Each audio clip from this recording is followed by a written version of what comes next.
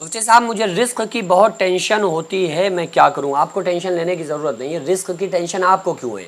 اللہ تبارک و تعالیٰ نے قرآن مقدس میں فرمایا ان اللہ یرزق من یشاء بغیر حساب، بے شک اللہ تعالیٰ جسے چاہتا ہے بے حساب رزق عطا فرماتا ہے۔ وہیل مچھلی کو اللہ تعالیٰ 33 ٹن گوشت روزانہ کھلاتا ہے۔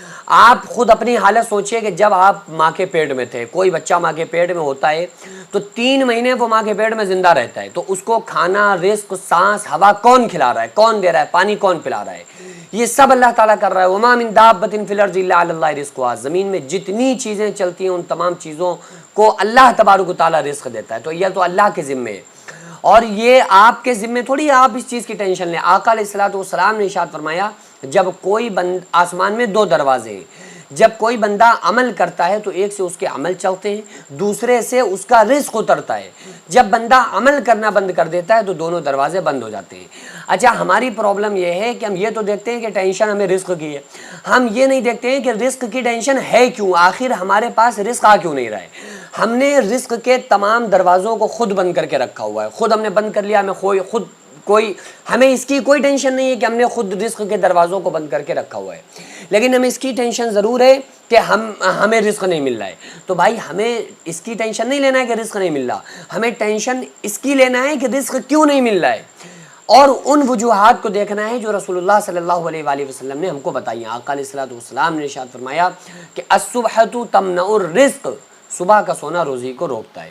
تو ان چیزوں پہ ہمارا یقین نہیں ہے۔ آقا علیہ الصلوۃ والسلام نے فرمایا کہ جب صبح کا سونا روزی کو روکتا ہے، جب بندہ صبح نہیں اٹھتا ہے، نماز فجر کو ادا نہیں کرتا ہے، تو جو فرشتوں کی ایک ٹیم زمین پر آتی ہے، آسمان سے ایک پوری فرشتوں کی ایک جماعت زمین کی طرف آتی ہے، تو ان کچھ ایسے گھر ہوتے ہیں جن گھروں میں داخل نہیں ہوتی ہیں، جن میں نجس بندہ بھی ہے، جن میں وہ شخص بھی ہے جس کے گھر میں تصویریں لگی ہوں جاندار کی، اور ان میں وہ بندہ بھی ہے جو صبح سوتا ہو اور فجر کی نماز نہ پڑھتا ہو۔ تو اب آپ یہ سوچئے کہ یہ ٹینشن ہمیں نہیں ہے کہ ہم صبح کی نماز نہیں پڑھ رہے ہیں، یا ہم نماز کو نہیں جا رہے ہیں، نماز میں ہم غفلت برت رہے ہیں، اس کی ہمیں کوئی ٹینشن نہیں ہے۔ اور آقا علیہ السلام نے فرمایا جب کوئی بندہ عمل کرتا ہے تو ایک سے اس کے عمل چلتے ہیں، دوسرے سے رزق اترتا ہے۔ تو ہمیں عمل یہ ٹینشن نہیں ہے کہ بھئی ہمارا رزق اترے گا کہاں سے جب ہمارے عمل نہیں چل رہے۔ اور یہ جن لوگوں پر اللہ تعالیٰ دنیا میں رزق تنگ کر دیتا ہے اس کی کچھ وجوہات ہوتی ہیں۔ رزق تنگ اللہ تعالیٰ کرتا کیوں ہے؟ اللہ تبارک و تعالیٰ کچھ لوگوں کو پیسہ دے کر آزماتا ہے، کچھ سے پیسہ لے کر آزماتا ہے۔ کچھ کو تو پیسہ دے دیا کہ دیکھیں گے اب تمہارے اندر سخاوت رہے گی یا بخل کرو گے، میں نے تمہیں پیسہ دے دیا، اب تم غریبوں کی ہیلپ مدد کرو گے، غریبوں میں تقسیم کرو گے یا نہیں کرو گے۔ یہ اللہ تعالیٰ تمہیں آزماتا ہے، امیر کو، پیسے والے کو۔ غریب سے پیسہ لے کے آزماتا ہے کہ اب تم دنیا والوں کو دیکھ کر حرص و لالچ میں پڑو گے، طمع کرو گے اور حرص و لالچ میں پڑ جاؤ گے، یا اسی پر صابر و شاکر رہو گے، اللہ کا شکر ادا کرو گے اور اسی پر تم صبر کرو گے۔ تو جب کوئی بندہ غریب آدمی جس کے پاس رزق کی تنگی رہتی ہے، اگر وہ اسی پر اکتفا کرتے ہوئے اللہ کا شکر ادا کرتا ہے اور اللہ تبارک و تعالیٰ نے جو راستہ بتایا ہے صبر کا اس کو مضبوطی سے تھام لیتا ہے، تو پھر کیا ہوتا ہے؟ پھر اللہ تبارک و تعالیٰ اس کو امتحان میں پاس کر دیتا ہے۔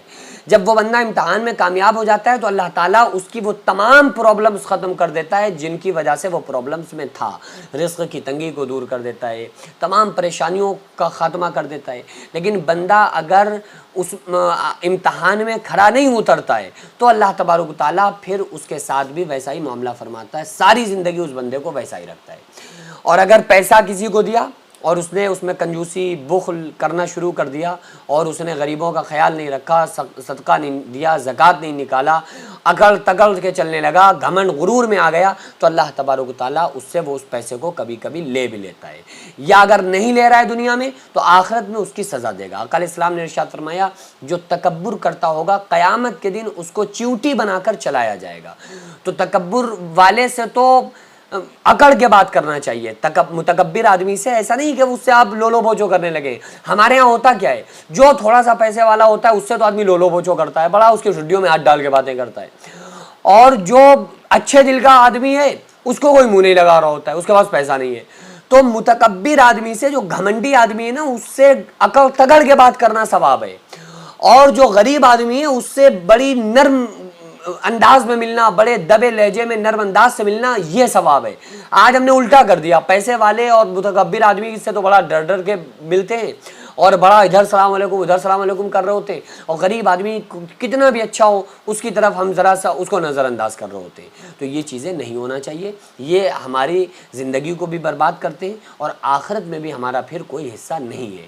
تو اس لیے ہم لوگوں کو چاہیے رزق کی ٹینشن بالکل نہ لیں، اچھے عمل کرنا شروع کریں، تاکہ اللہ تبارک و تعالی ہمارے اس دروازے کو جو رزق والا دروازہ ہے جس سے رزق اترتا ہے ہمارے اوپر، اللہ تعالیٰ رزق کو ہموار کر دے اور ہمیں آسانی کے ساتھ اللہ تبارک و تعالیٰ ہمیں رزق میں ہمارے برکت عطا فرمائے۔ یہ جبھی ہوگا جب ہم اس رسول اللہ صلی اللہ علیہ وآلہ وسلم کی حدیث پر عمل کریں گے کہ آقا علیہ السلام نے ارشاد فرمایا آسمان میں دو دروازے ہیں، جب بندہ عمل کرتا ہے تو ایک سے اس کا عمل چلتا ہے اور دوسرے سے اس کا رزق اترتا ہے۔